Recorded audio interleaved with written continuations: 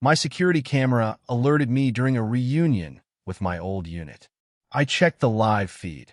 My 6-year-old daughter was crying as her mother's boyfriend dragged her toward his car. My ex-wife stood there filming.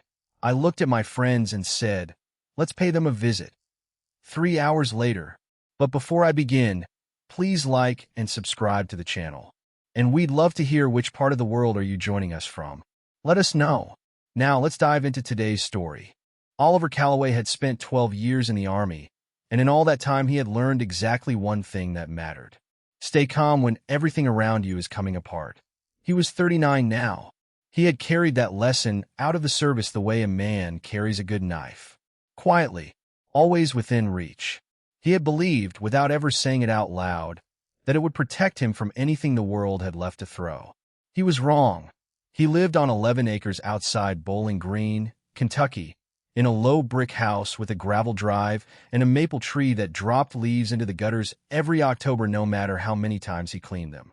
He lived there with his daughter, Maddie. She was 6. She had a gap in her front teeth and a habit of narrating her own drawings while she made them. Her mother, Kendra, had moved out almost 2 years earlier. The marriage had not ended with a bang. There was no single night people could point to. It had ended the way a roof fails. Slowly, then all at once, and only after years of small leaks that everyone had learned to walk around. Kendra needed attention the way other people needed air. If Oliver worked late, she told him he had chosen the Army over her. If he came home early, she said he was checking up on her. If he brought her flowers, she wanted to know what he had done wrong. If he did not, she wanted to know when he had stopped caring. She could take any disagreement and turn it, in under a minute, into a story about how she had been wounded. If he confronted her, she cried.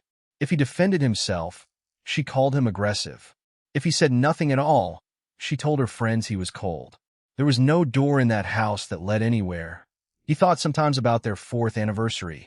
He had come home from a 14-hour day with a box from a bakery in Franklin, the small one she liked, and she had looked at it on the counter and asked him who had told him to get it. He had said nobody. She had said, "Then why did you?" He had stood in his own kitchen for a full minute trying to find an answer that would not become evidence. That was the whole marriage, in one exchange. Everything he did was a piece of a case being built against him, and he never got to see the file, and he was never once told what he had been charged with. After the divorce, she found a boyfriend named Travis Rourke.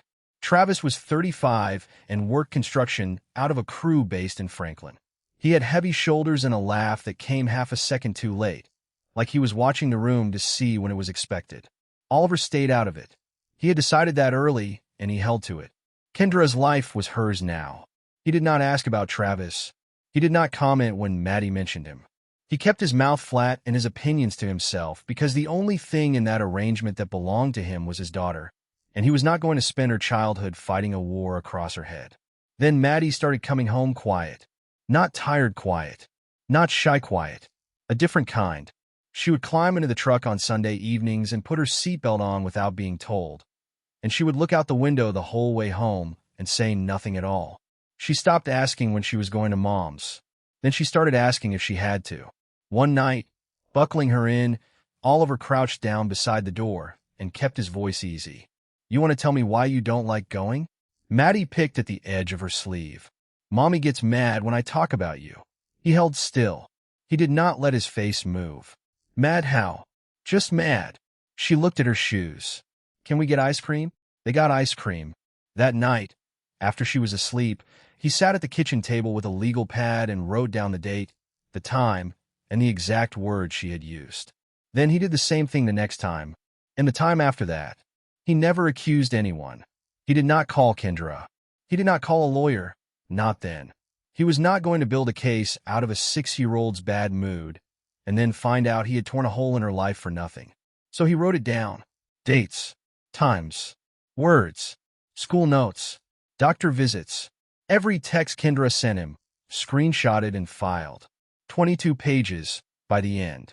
He kept them in a plain Manila folder in the bottom drawer of his desk, and he hoped he would never need them.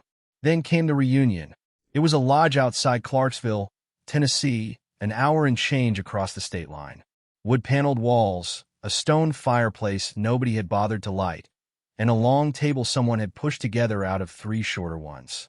8 men from his old unit. Some of them he had not seen in 6 years. They were 3 hours in. The food was gone, and the plates had been pushed to one side, and nobody had gotten up yet. Wesley Kane was telling a story about a generator in Kandahar. He had told it before. He told it every time. Everyone let him, because the way he told it changed a little each year, and half the fun was catching the additions. So the thing is dead, Wesley said. Dead. And Ramirez is standing there with a wrench like he's going to negotiate with it. He fixed it, someone said. He hit it. Same thing. Gavin Mercer laughed hard enough that he had to set his glass down. Gavin had been Oliver's team leader for 2 deployments. He was heavier now, grayer at the temples, and he still sat with his back to the wall out of habit. Oliver was laughing too. Actually laughing. He noticed it in the middle of it, the way you sometimes notice a good night while it is still happening. The room smelled like wood smoke and fryer oil. Somebody's phone was playing country music from a table near the window. He had not thought about the folder in his desk drawer in 9 hours.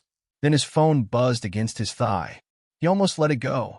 He pulled it out with one hand, still half turned toward Wesley, still smiling. The camera was Kendra's. He had installed it 2 years ago, before the divorce, at that house. And after she stayed and he left, nobody ever took it down. It covered the driveway and the front walk. She knew it was there. She had never asked him to remove it. It had become one of those things 2 people stopped mentioning. He tapped the notification. The feed loaded in pieces. Gray, then color. The smile went off his face like a light. Maddie was outside. She was in her pajamas. The pink ones with the star pattern that she had picked out herself at a store in Glasgow. Her feet were bare on the concrete. She was crying. Not the loud kind. The kind where the shoulders go first. Travis had one hand wrapped around her upper arm. He was pulling her toward the back door of his SUV. Not carrying her. Pulling. Her legs were doing that stiff-kneed thing children do when they refuse to walk and are being moved anyway. And Kendra was standing 8 feet away. She was not helping. She had her phone up, held horizontal, filming. Oliver turned the volume up. The lodge noise dropped away from him. The music, the laughing, all of it went somewhere far off and behind glass. Through the tiny speaker, small and thin, he heard his daughter scream, "Daddy!" He stood up so fast his chair went over backward and cracked against the floor. Everything stopped. 8 faces turned. Gavin was already reaching for his jacket. He had not seen the screen. He had seen Oliver's face, and that was enough. What happened? Oliver turned the phone around and held it out. His hand was steady. He noticed that too, from somewhere outside himself. Steady hand. Cold fingers. Gavin looked. His jaw moved once. "That's your daughter?" "That's my daughter." Wesley was standing now. So was a man named Doyle. Nobody had asked a single question. Gavin picked up his keys. "Let's go." Oliver called 911 from the parking lot with the engine already running. He gave them the address, the make of the vehicle, the name of the man, and the age of the child, in that order, in a voice so flat that the dispatcher asked him twice if he was on scene. "No, ma'am. I'm 3 hours out. I'm watching it on a camera." "Sir, is the child in immediate danger?" He looked at the phone in his lap. The feed had gone empty. The driveway sat there in gray light, and the front door was closed, and there was no one in the frame at all. "I don't know," he said. "That's the problem." Then he called Nolan Prescott, his attorney, and got a voicemail, and left a message that took 90 seconds and contained nothing but facts. Then he called Kendra. He was surprised when she picked up. "What?" Not a question. A door held 6 inches open. "Where is Maddie?" Her voice changed. It happened fast, the way it always had. 1 second flat and bored, the next second wound tight. "You don't get to question me. Where is our daughter?" "She's fine. I just watched Travis drag her toward a vehicle." Silence. 3 full seconds of it. He could hear a television somewhere behind her, and a door closing, and the small scratch of her breathing. Then, in a tone he had heard 1,000 times, "You've always been dramatic." Oliver's jaw tightened. He felt the muscle jump under his ear. Gavin, driving, glanced over once and looked back at the road. "Put Maddie on the phone." "No. Kendra. You don't control me anymore." The line went dead. He set the phone screen down on his knee and looked out the windshield at the dark trees going by. "Don't lose your head," Gavin said. "I won't." He meant it. He believed it sitting there. Anger made a man stupid, and stupid men lost custody hearings. He had watched it happen to a sergeant in his old company. The man had been right about everything and had still walked out of that courthouse with supervised visitation because he had put his fist through a door frame in front of the wrong witness. Oliver was not going to be that. He said it to himself for 180 miles. The interstate emptied out after Franklin. Headlights came at them in long gaps. Wesley's truck stayed a quarter-mile back the whole way, the same two lights in the side mirror, never closing, never dropping off. Gavin did not fill the silence. That was the thing about men you had shared a bad year with. They knew when talking was just noise. Somewhere past the state line, Gavin spoke once. "You got documentation?" 2 years of it." "Good." He shifted lanes. "Then don't give her anything new to write down." Oliver watched the mile markers. He thought about the last time Maddie had cried like that. She had been 4. She had fallen off the porch step and split her lip, and he had held her on the kitchen counter and pressed a bag of frozen peas to her mouth, and she had screamed the same word into his shirt. "Daddy." He had been 18 inches away that time. Tonight he had been 180 miles away and had heard it through a phone speaker the size of his thumbnail. He put his head back against the seat and closed his eyes for exactly 10 seconds and then opened them. 3 hours after they left the lodge, they turned onto the street. It was a subdivision built in the 90s, all vinyl siding and basketball hoops over garage doors. Streetlights every 80 feet. The kind of place where nothing happened, which is what everyone said about every place where something happened. The driveway was empty. That was the first thing Oliver saw. No SUV. No car. Just wet concrete and an oil stain. Kendra's house was dark except for a single upstairs window. The one that used to be the guest room. The blinds were down, but the light behind them was on. Gavin pulled to the curb 3 houses short and killed the engine. Oliver did not get out. He sat with both hands on his knees and made himself count to 20. Gavin looked over. "You good?" "I'm staying in the truck until the police get here." Gavin nodded slowly, like a man who had just been handed something valuable. "That's the right call." "I know it's the right call. That's why I'm making it." Gavin stepped out anyway and stood by the hood with his arms crossed, watching the house. Wesley pulled him behind them and cut his lights. He did not get out either. He rolled his window down and rested his elbow on the frame and waited. 5 minutes. 6. Then a bowling green police cruiser came around the corner without its lights on and parked across the street, and a second one pulled up behind it. 2 officers got out. One was maybe 50, thick through the middle, moving without hurry. The younger one was in his late 20s, and he came straight to Oliver's window. "You're the father?" "Oliver Calloway." "Yes, sir." "You called it in?" "Yes, sir. I have the footage." He handed over the phone. The young officer watched it. He was silent the whole way through. Then he tapped the screen and watched it again. Oliver noticed that. The second viewing. He filed it away without knowing yet why it mattered. The officer handed the phone back, and his face had gone from procedural to something harder. "Is the child still inside?" "I don't know." Of everything Oliver said that night, that was the sentence that frightened him most. Not because of what it meant, because he had to say it about his own daughter. The officers walked up the drive. Oliver got out and stood at the end of it, 30 feet back, hands loose at his sides, exactly where anyone looking out a window could see him doing nothing at all. The older officer knocked. It took a while. Then the porch light came on and the door opened, and Kendra was standing there in a robe with her arms folded, and her face went through 3 expressions in 2 seconds. Surprise. Calculation. Then something that landed on offended. "What are you doing here?" She was not looking at the officers. She was looking past them, straight down the driveway, at him. Oliver kept his voice level. "Where's Maddie?" Kendra tightened her arms across her chest. "She's at my sister's." "Why?" "Because you're making a scene." He turned to the younger officer. "An hour ago she was in her pajamas in that driveway. A grown man had her by the arm and was pulling her toward a vehicle. I have it on video." And Kendra started crying. It happened in under 2 seconds. He watched it happen. The face folded, the shoulders came up, the hand went to the mouth. It was fast and it was complete, And it was, he knew, from 11 years of marriage, entirely available on demand. I was terrified of him, she said, and her voice broke on the last word, right where it needed to. She pointed at Oliver without looking at him. He has military training. He gets angry. You don't know what he's like. There it was. The same script. The same 3 notes.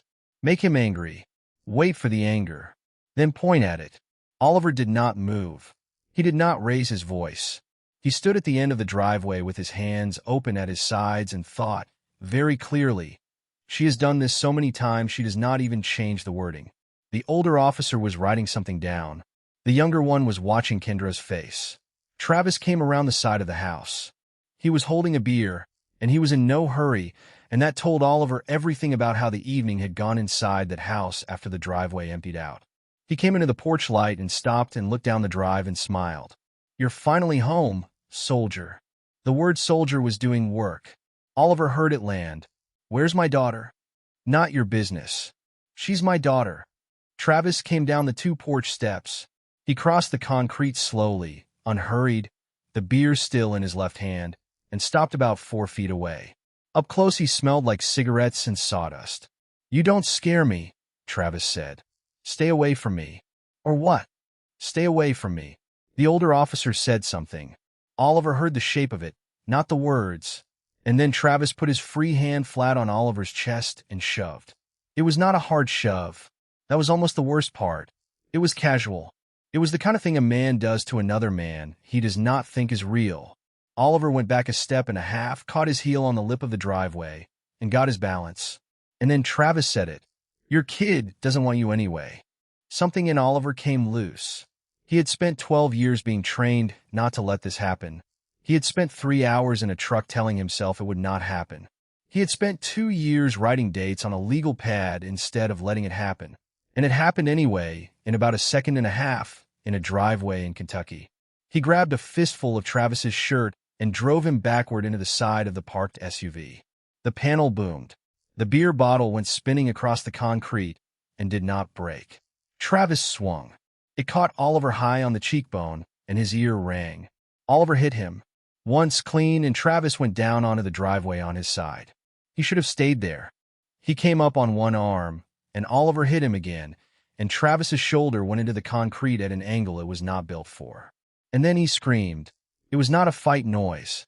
It was a high, ragged, animal sound, and it went through Oliver like ice water and shut the whole thing off at the switch. Oliver stepped back immediately. He put both hands up, open, at shoulder height, and moved away, and kept moving away for steps 5 until there was nothing but empty driveway between them. The officers had him by then, a hand on his shoulder, a hand on his forearm, turning him. He did not resist. He let them turn him. He kept his hands open the whole time. Travis got up holding his arm against his ribs. He was breathing in short bursts. He looked at the officers and then at his truck, and then he ran for it. Sir, stop. He did not stop. The door slammed, the engine turned over, and he backed into the street too fast and was gone before the second officer got past the mailbox. Oliver stood in the driveway with his chest heaving and blood in his mouth from the inside of his cheek. His hands were shaking now, not before. Now. He turned his head. Kendra was on the porch. She was not crying. She was smiling. It was small. It was almost nothing. If he had blinked, he would have missed it. But it was there, and it was for him, and it was the smile of a person watching a plan come in exactly on time. And Oliver understood. She had not been terrified. She had been waiting for him to become the man she had been describing to every friend, every family member, every counselor for 2 solid years. The angry one, the dangerous one, the one with the training.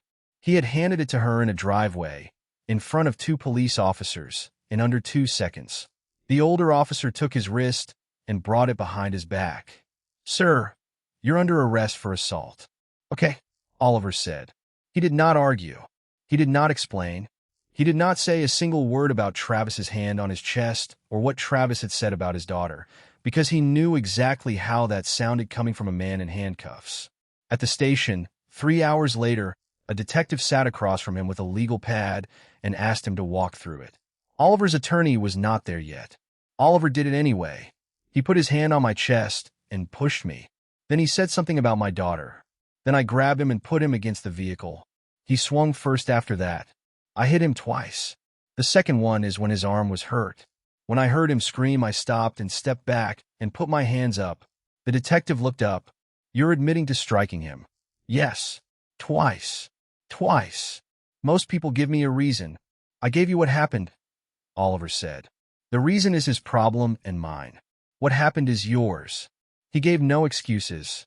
He gave no lies. He did not soften a single word of it, and he did not add a single word to it either. He would find out, months later, in a courtroom, exactly how much that decision was worth. Oliver was released at 9:40 the next morning. Gavin was in the parking lot, sitting on the tailgate of Wesley's truck with 2 paper cups of gas station coffee. He handed one over without a word. Oliver took it and stood in the cold with his shirt collar still stretched out from the night before. Nolan called. Gavin said, "He's meeting you at 11. Okay. Also." Gavin paused. Child Protective Services opened a case. 6:15 this morning. Oliver stopped with the cup halfway to his mouth. He had been arrested at midnight and had spent 9 hours in a holding cell and had not once let his face change. This was the thing that got him. Because a criminal charge was a fight he could lose and survive. He would take the plea or take the trial. He would pay the fine. He would do the class. He would carry it. That was just wait. CPS was different. CPS could take his daughter. They're going to look at me, he said. They're going to look at everybody. They're going to look at me first. I'm the one in handcuffs on the report. Gavin nodded slowly. Yeah, probably. Oliver drank the coffee. It was bad and hot, and he finished it anyway. The investigator's name was Marissa Cole. She was in her 40s, and she came to the house on a Tuesday with a canvas bag and a laminated ID and shoes that were built for standing in driveways. She did not make small talk.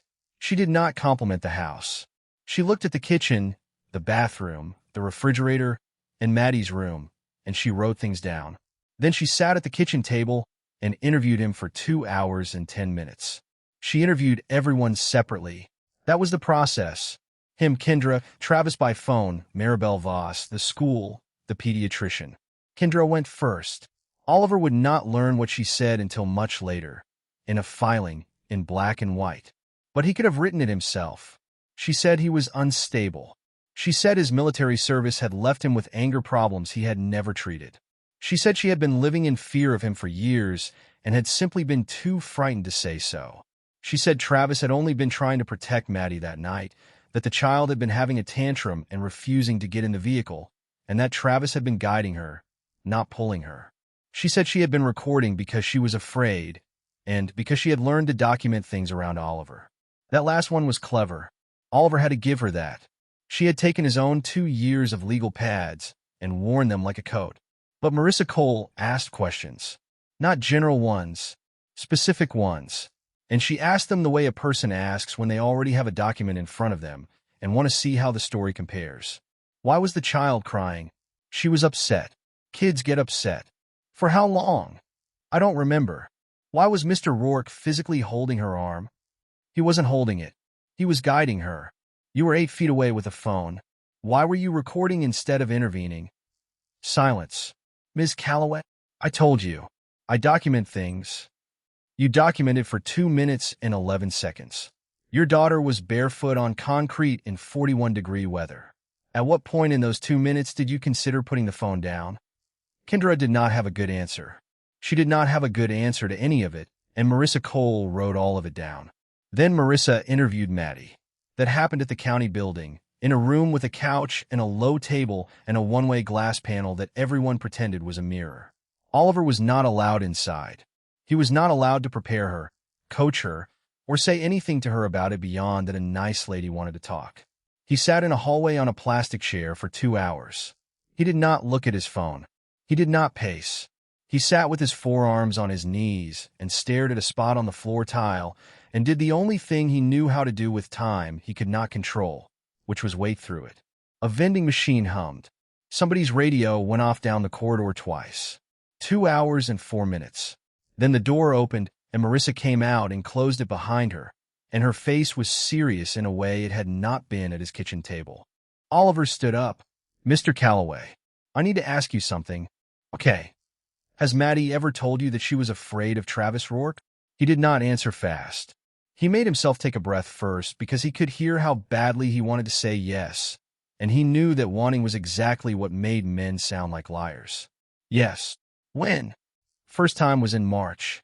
On a Sunday in my truck, in her mother's driveway. She said he yelled, and it made her stomach hurt. Did you document that statement? Yes. Contemporaneously? That night. Same night, every time. Marissa looked at him for a long moment. May I see it? He walked out to his truck and came back with the Manila Folder. 22 pages. Dates in the left margin. Times. Direct quotes and quotation marks, and everything that was his own interpretation written separately underneath, in a different column, labeled as such. Screenshots of texts. 2 school notes. 3 pediatric visit summaries. A printout of a message he had sent Kendra in April asking, in the most neutral language he could manage, whether Maddie had been having trouble sleeping at her house. Kendra had never replied to it. Marissa turned the pages slowly. She stopped twice and read something over. You've been keeping this for quite some time. 22 months. She looked up. Why didn't you file? You could have gone to a judge with this a year ago. Because I wasn't sure, Oliver said. A 6-year-old says a lot of things. I didn't want to tear her mother out of her life over something I got wrong. So I wrote it down and I waited to see if it kept happening. And it kept happening. It kept happening. Marissa closed the folder and set her hand flat on top of it. That was the right approach, she said. For the record, most people in your position do the opposite. They call me in month 1 with nothing, and by the time they have something real, I've already got a file that says they're a complainer. She picked up the folder. I'm going to need copies of all of it. She got 2 steps toward the door and stopped. Mr. Calloway, one more thing, and then I'm finished for today. Go ahead. Your daughter told me something in there. Marissa turned partway around. I'm not going to repeat it, because it's in the interview, and you'll see it when your attorney does. But I want you to know she was not afraid to talk about you. Not for 1 second. Do you understand why I'm telling you that? Oliver's throat moved. No, ma'am. Children in this position are usually afraid to talk about both parents. They've learned that saying the wrong name gets them in trouble somewhere. She shifted the folder under her arm. She wasn't afraid to say your name. Whatever else is going on in this case, somebody did that right. She left. Oliver sat back down on the plastic chair in the empty hallway. He put his forearms on his knees and looked at the same floor tile he had been staring at for 2 hours. And he stayed like that for about 4 minutes without moving. Then he stood up, straightened his shirt, and went to take his daughter home. Kendra had expected CPS to believe her. She had always been good at a room. Oliver had watched her do it for 11 years, at dinner tables and school functions, and once at a funeral. She knew when to lower her voice. She knew when to let her hand shake a little on the coffee cup. She knew, with a precision he had never seen in anyone else, the exact moment in a conversation when tears would stop the other person from asking the next question. She cried at the right moments. She talked about how exhausted she was. She told everyone she was a single mother trying to protect her child from a man nobody wanted to believe was dangerous. It was a good performance. It had worked on her family. It had worked on half of their old friends. It did not work on paper, because CPS investigations are not conversations. They are files. And a file does not care how your voice sounds when you say a thing. It only cares whether the same thing is written in 2 places. Kendra's stories did not match. She told Marissa Cole that Travis had never been alone with Maddie. Not once. She was very firm about it. The school's sign-out records showed Travis Rourke had collected Maddie from Warren Elementary on 4 separate afternoons that spring, signature, and time on each line. She said Maddie had never complained about him. Not to her. Not to anyone. The school counselor, a woman named Deb Halloran, had documented 3 separate conversations with Maddie between February and September, each with a date and a summary. She said Oliver had never once raised a concern with her, that he had simply gone straight to a lawyer and a camera because that was who he was. Nolan Prescott produced 11 months of text messages in which Oliver had raised concerns, in writing, in calm sentences, on 9 different occasions. 6 of them Kendra had not answered at all. 2 she had answered with a single word. 1 she had answered with a paragraph about how he was harassing her. Every time she filled a gap, the paper closed it in the other direction. And then the investigators went and got the footage. Not the clip Kendra had filmed. That clip existed. It was 40 seconds long. It started with Maddie already screaming, and in it Oliver's daughter looked like a child having a violent tantrum while an adult tried to manage her. It had been attached to Kendra's emergency custody filing as Exhibit A. The original camera footage was different. It ran continuously. It had been backing up to the cloud on Oliver's account for 2 years because he had set it up that way and never changed the login. The full recording was 4 minutes and 38 seconds long, and it started before. It showed Maddie coming out the front door in her pajamas, walking on her own calm. It showed Travis follow her out. It showed him say something. It showed her stop and turn around and try to go back toward the door. It showed him take her arm. It showed her start to cry then, and not before. It showed Kendra come out onto the porch, look at both of them for 4 full seconds, and then raise her phone. Not call out, not step down. Raise the phone. And the camera had audio. That was the part Kendra had forgotten, or had never known, because she had never once been on the other side of that app. The microphone was decent. The driveway was quiet. It was a Tuesday night in a subdivision where nothing happened. 22 seconds in a voice that was perfectly clear, Travis said, "Your father isn't coming."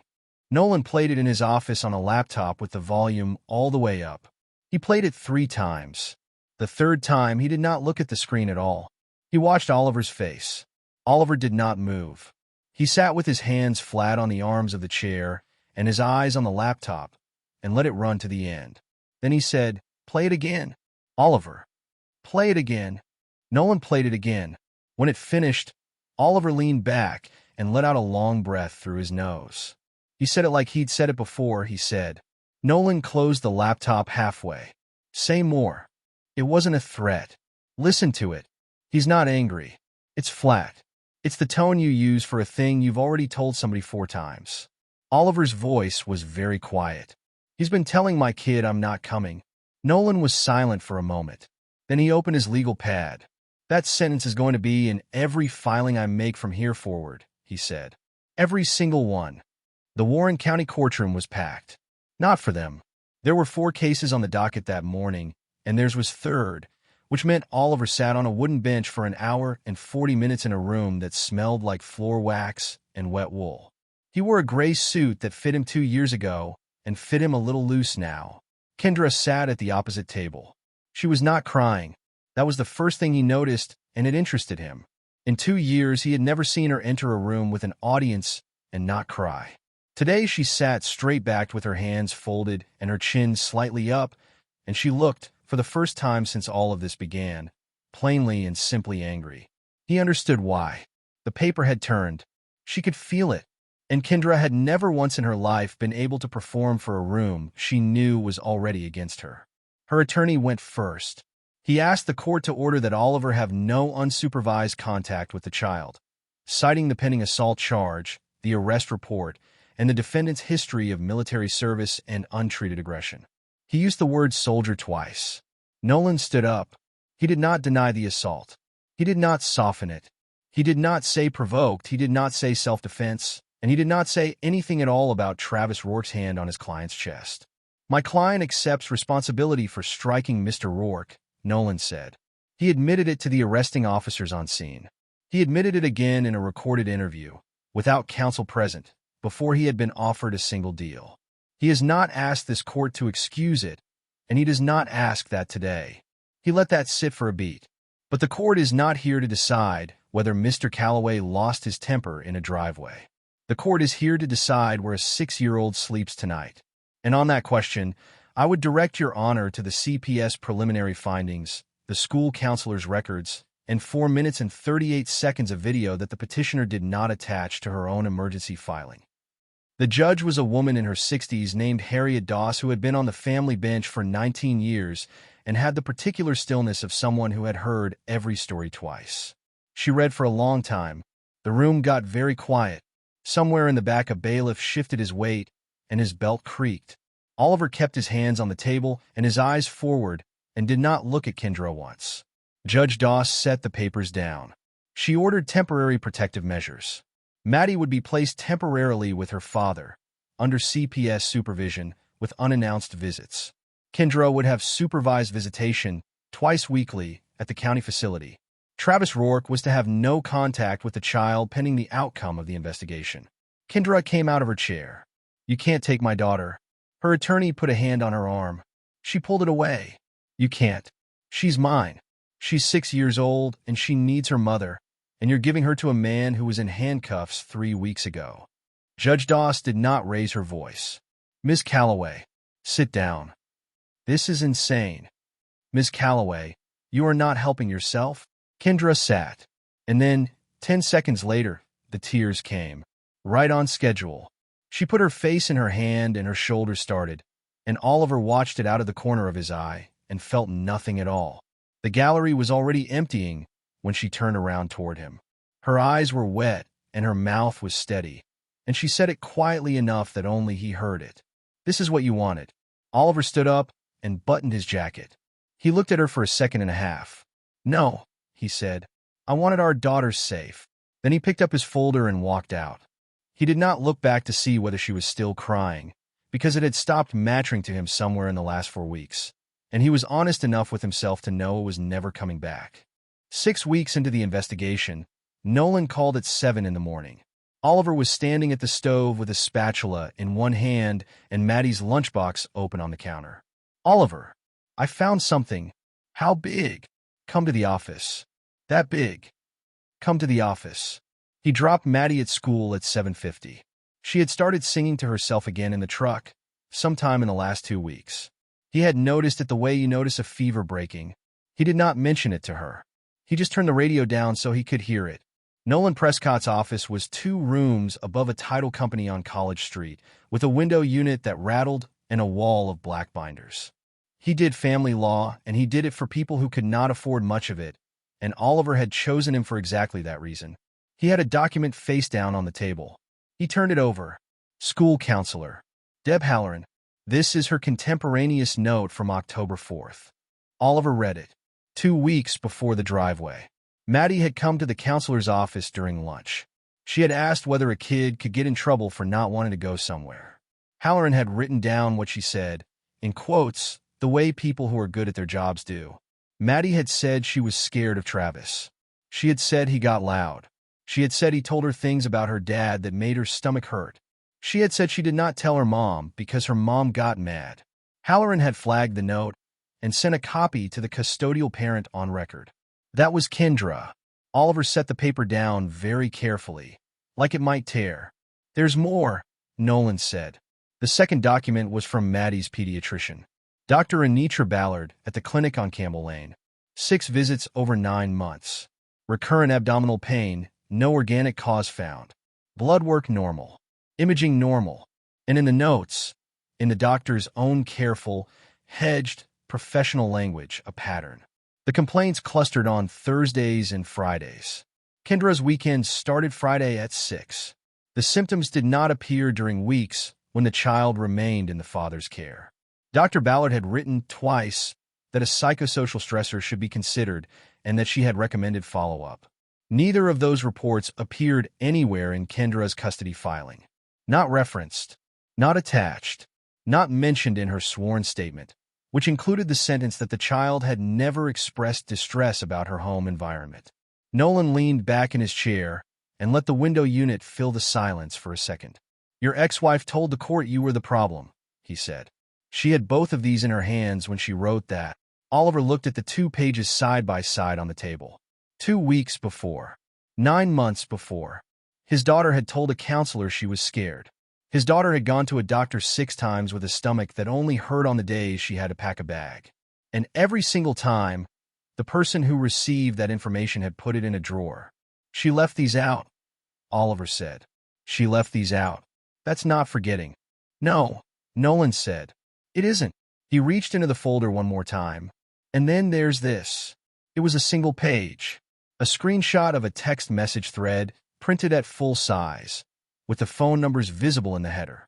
"From Kendra to Travis. Sent 9 days before the driveway." Oliver read it. Make sure Oliver looks like the angry one. The judge already knows he was in the military. He read it again. He was aware of the room around him, the rattle of the window unit, a truck downshifting on the street below, the smell of old paper and coffee. He held the page and read one sentence 3 times and did not move at all. Where did this come from? Maribel Voss. Oliver's head came up. Kendra's sister. Older by 4 years. Quiet at every holiday. The one who had always cleared the table without being asked and had never, in 11 years of marriage, said a word to Oliver that was not about the weather or the food. She gave it to you? She called me. She said she'd had it for a month and had been sick about it. Nolan turned his pen over. She said something else. She said Kendra asked her, twice, to tell CPS that she'd seen you scream at Maddie. Did she see me scream at Maddie? No. That's why she called. Oliver put the page down on the table next to the other two. And it came together. He had spent 6 weeks assembling it as a series of accidents. A bad boyfriend. A bad night. A woman who panicked and filmed instead of helping. Ugly, but human.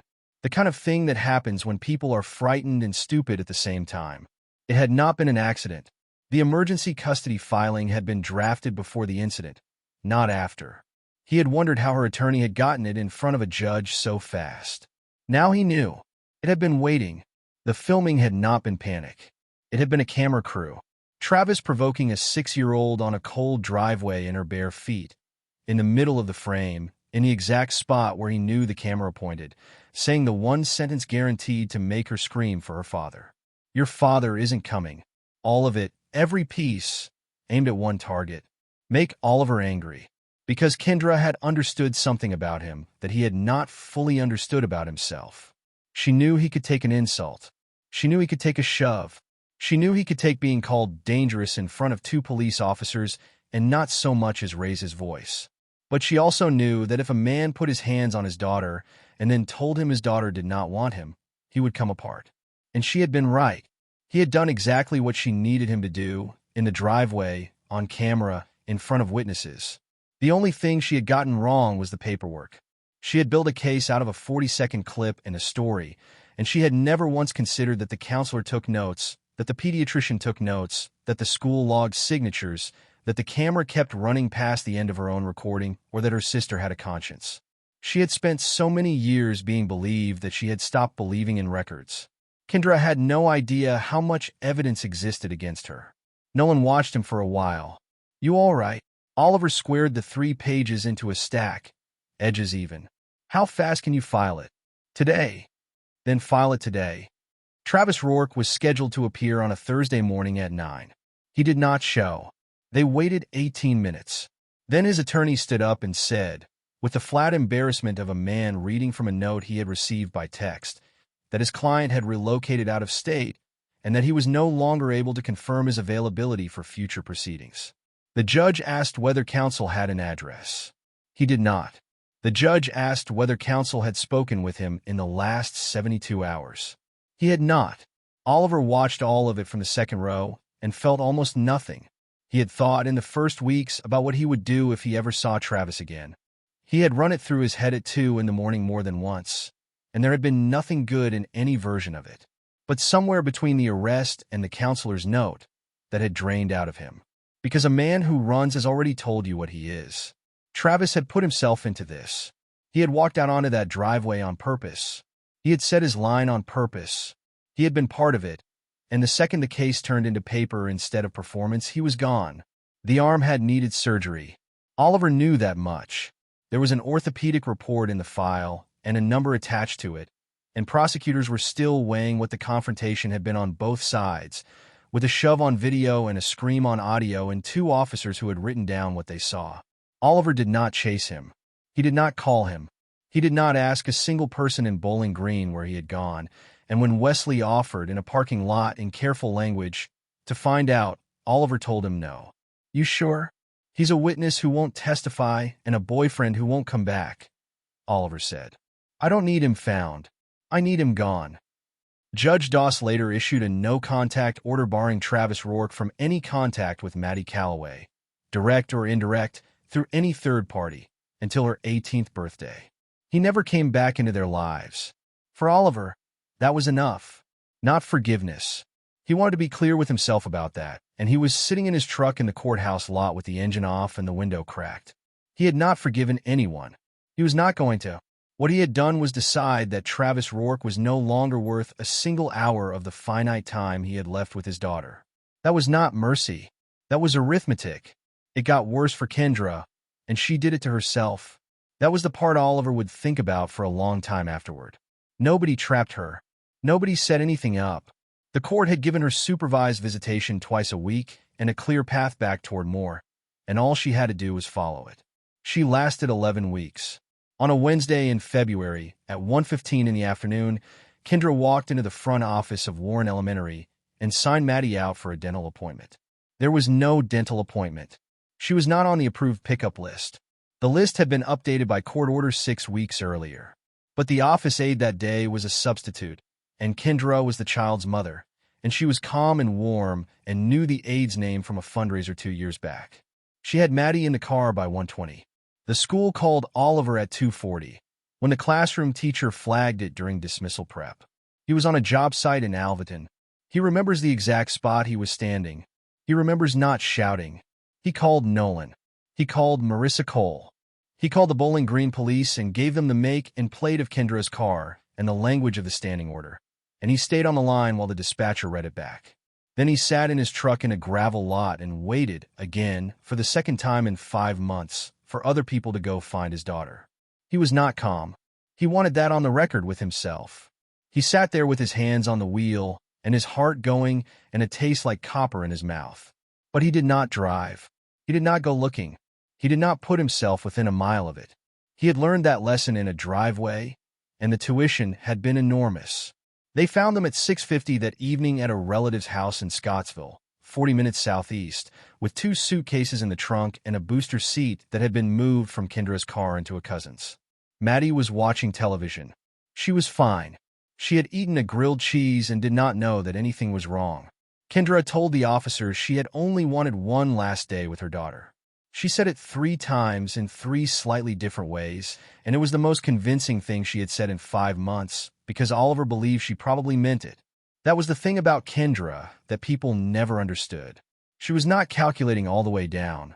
Underneath the strategy, there was a real and enormous need, and it ran her, and she had spent 36 years arranging the world, so she never had to look at it. But the order was the order. It did not have an exception for wanting.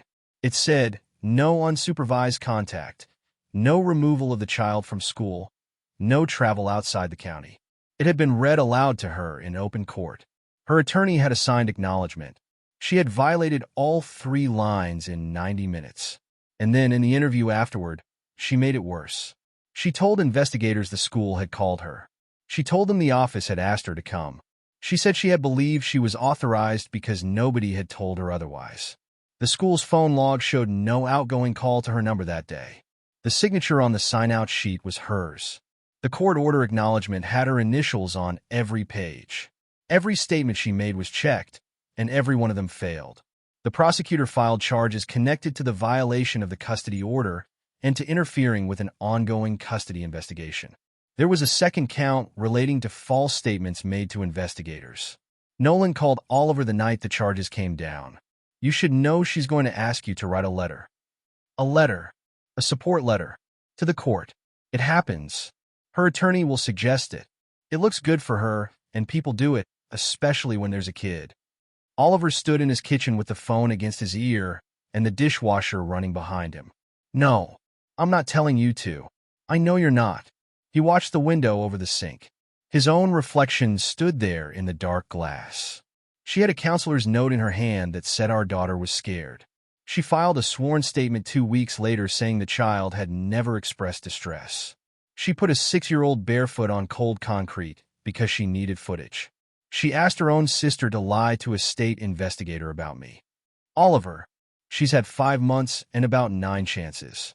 Every single time, she picked herself. He shut the tap off. I'm not going to help the court feel better about it. Nolan was quiet. Understood. For the first time in her adult life, Kendra could not cry her way out. There were documents. There were recordings. There were witnesses. There were official reports with dates and signatures and timestamps. She had built a story around herself for so long and told it so well and had it believed so often that she had genuinely forgotten that other people were writing things down the whole time. The final custody hearing came in late spring, on a bright, cold morning, in the same courtroom with the same wax smell. It took 2 hours and 40 minutes. Judge Doss had a stack in front of her that was 4 inches thick. The CPS final report, the counselor's notes, the pediatric records, the school sign-out logs, the full unedited camera footage with the audio transcript, Maribel Voss's affidavit, the text message, the criminal file on the February removal, and Oliver's 22 pages, which by now had grown to 61. Marissa Cole testified for 35 minutes. She was as dry on the stand as she had been at his kitchen table. She used no adjectives at all. She read her findings, cited the documents by exhibit number, and answered every cross-examination question with the same unhurried flatness. At the end, Kendra's attorney asked her whether it was true that Oliver Calloway had been arrested for assault during the investigation. Yes. And does the department consider that relevant to a placement determination? We do. And yet you're recommending placement with him? Yes. Why? Marissa Cole looked at the judge, then back at the attorney. Because when I asked Mr. Calloway what happened that night, he told me, without softening any part of it, in a way that matched the officer's reports and the video down to the sequence of blows. And because in 5 months of this investigation, that is the only statement from any adult in this case that I did not have to verify twice. CPS recommended that Maddie remain primarily with her father. Judge Doss took a 15-minute recess and came back and read her order into the record. Primary residential custody to the father. Sole legal decision-making authority on medical, educational, and mental health matters, based on the findings regarding the withheld counselor and pediatric records. The mother's visitation reduced and conditioned. Supervised only at a licensed facility twice monthly. Completion of a court-ordered counseling program, with progress reports filed directly to the court. Any expansion of visitation to be reviewed no sooner than 12 months, and only upon documented demonstration of a safe and stable environment. She addressed the February removal directly. She used the phrase deliberate violation. She noted the false statements to investigators. She noted that the criminal matter would proceed separately and that this court's order did not speak to it. Then she set the papers down and looked at Kendra for a long moment. Ms. Calloway, I want to say one thing on the record. You had every opportunity in this process. This court gave you a clear path, and you were represented by capable counsel the entire way. What is in front of me today is not the result of what your former husband did in a driveway. It is the result of what you did in a filing. Kendra did not move. When the gavel came down, the room started emptying, and she stayed in her chair. Then she turned around. Her face was wrecked. There was nothing performed in it. It was the first honest expression Oliver had seen on her in years, and it was awful to look at. Please, she said. Her voice was barely there. Oliver did not respond. You can't take everything from me. He stood up.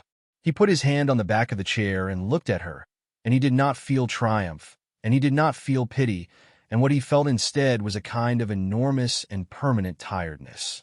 I didn't take anything from you.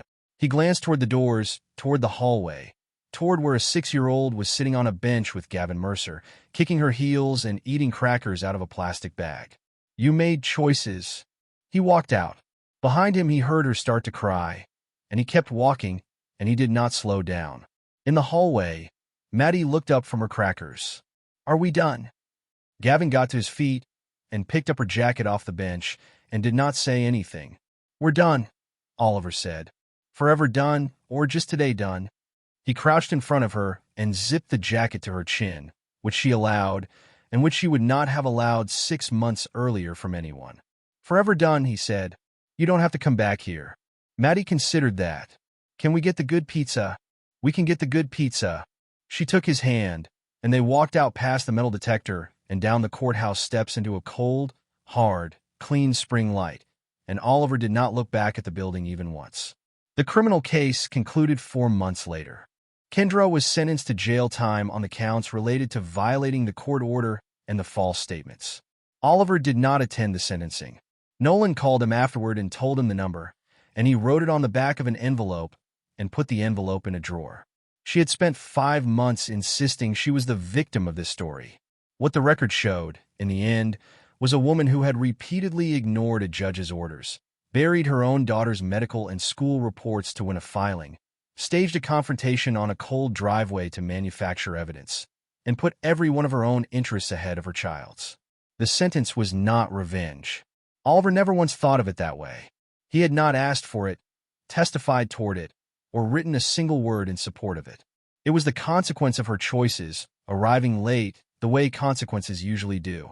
That night, Maddie sat at the kitchen table with a shoebox of markers spilled across the wood, coloring. Oliver was at the stove making grilled cheese. Butter in a cast-iron pan. The good cheddar. He had learned to do it low and slow, which took longer, and which Maddie had informed him was the only correct way after a single bad experience with a scorched one in January. The radiator ticked. The kitchen window had gone black and was throwing the room back at itself. Outside, the maple moved a little in the wind. She had been talking for 10 minutes about a girl at school named Priya who could do a cartwheel. Then she stopped. "Daddy." "Yeah." He heard something in it and set the spatula down on the spoon rest and turned around. She was not looking up. She had a green marker in her hand, and she was not using it. "Is Mom going to come back?" Oliver crossed the kitchen and pulled out the chair beside her and sat down, so their eyes were level. He had thought about this question for months. He had rehearsed 4 different answers and thrown all of them out, because every one had been written for a judge or a caseworker instead of for her. "Your mom is still your mom," he said. "That doesn't change. Not ever." Maddie nodded slowly, the way children do when they are filing something away to think about later. "But you're safe here," he said. "That's the part we want you to know. You're safe here, and you don't have to check." She looked at him for a second. Then she smiled, and it was a real one, wide and gap-toothed and sudden. She pushed a piece of paper across the table toward him. It was another drawing. He had a lot of them now. There was a shoebox on the top shelf of his closet, and it was getting full. This one had 3 things on it. A little house, brown and square, with a crooked chimney. A girl holding her father's hand. The father was much too tall, and the hands were much too big, and the 2 figures were joined at a single point where the marker had gone over itself 4 or 5 times, pressed hard. And above them, taking up almost the entire top of the page, an enormous yellow sun with rays going all the way to the edges. At the bottom, in careful, uneven capitals, she had written one word. Home. Oliver looked at it for a while. "Can I keep this one?" "It's for you." "Then I'm keeping it." He put it on the refrigerator with a magnet shaped like a strawberry, and it stayed there for 2 years. He also kept the security camera. He never took it down, and he never disabled the alerts, and some part of him understood that he probably never would. But he stopped checking it every few minutes. That was the change.